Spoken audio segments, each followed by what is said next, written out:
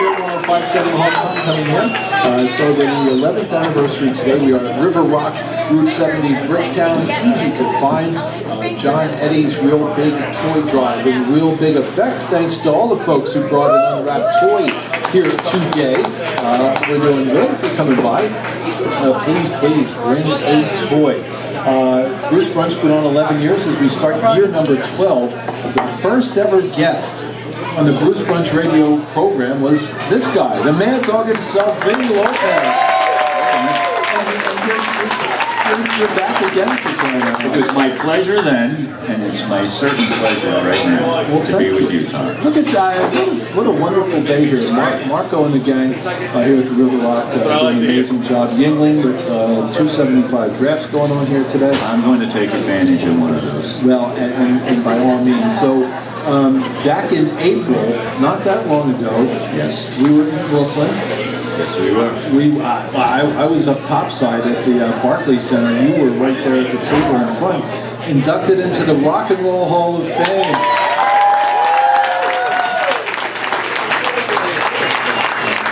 As the original drummer of the E Street Band. So, what was the vibe like the whole day? What was that day like? It was the day before too, and it was just, it was a lot of rushing around, and it was a lot of meeting of really great people, you know, that were there. It was one of the, Bruce had brought me to, when he was inducted, I went to the show, and then I went to when he inducted Roy Orbison into the Hall of Fame. So I've seen two shows before that one, but that was absolutely the best Rock and Roll Hall of Fame show that I can imagine. The audience, you know, the public was there. It was really, really, truly great. One of the things, so many things blew my mind that night. Cat Stevens album, I was not prepared for Cat Stevens to blow my mind.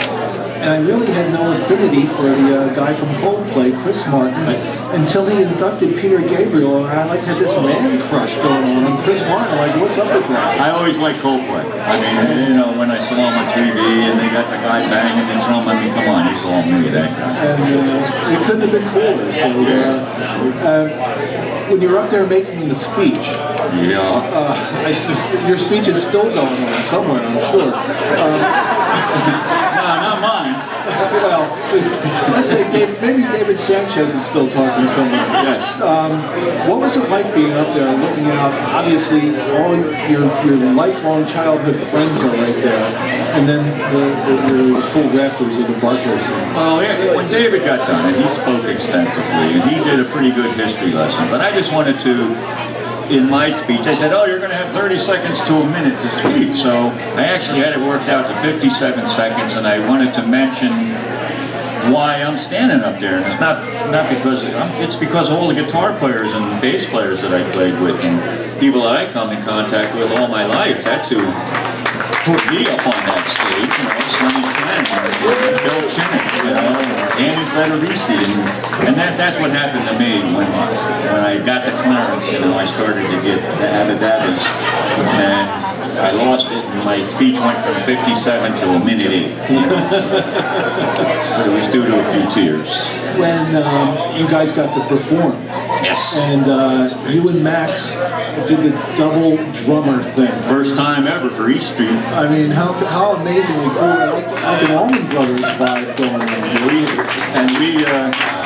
you know, because I in the dressing room before, you know, I was talking to Max. You know, I go, look, I said, you've been playing with these guys for the last 40 years. You know, I'm not going to step on you. I'm going to just, you do your thing, and I'm going to back you up. And Steve Van Sant came over and he goes, no, and it's your turn.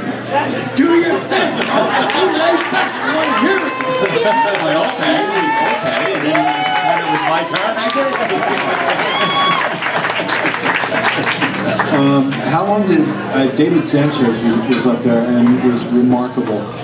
What was the vibe like with you, Davey, Gary? It was like the old days when you look around the stage and you see David on the V3 and me and Gary, you know, we always had to look at each other and stay in the pocket, you know.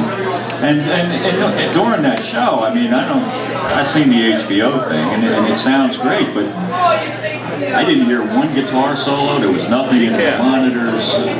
We were playing by the seat of our pants, you know. I mean, it really was, but it turned out all right. As long as me and Max knew where we were, it was fine. Well, why should it have been different? No, it wouldn't have been any different than any other time.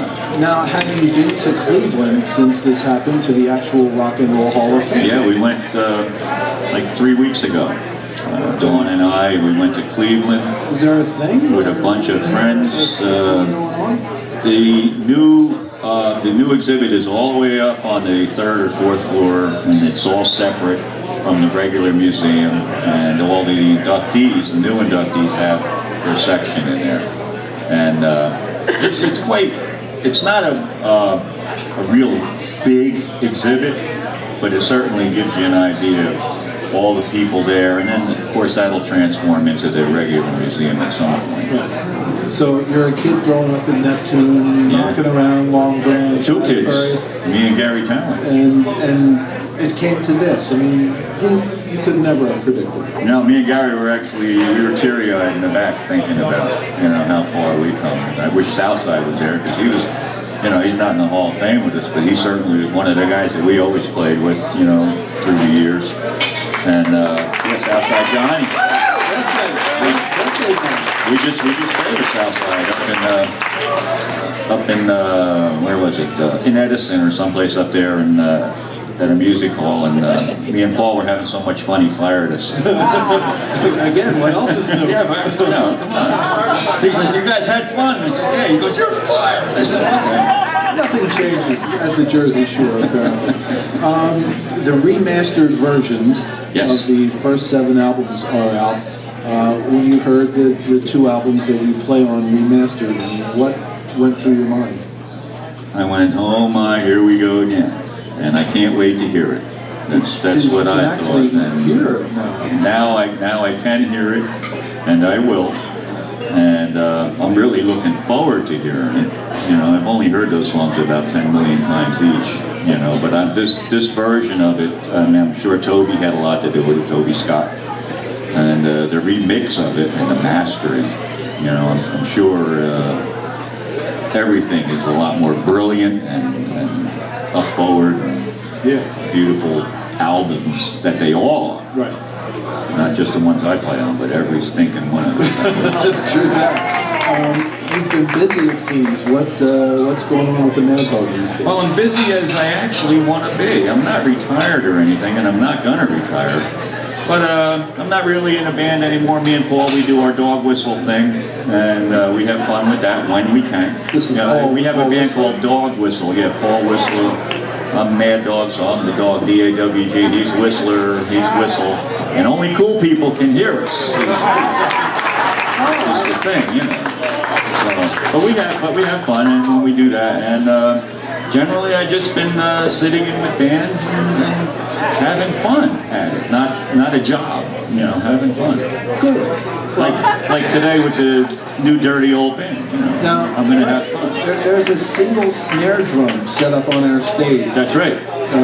That's the actual drum I did the albums with too, by the way. My old lovely snare drum.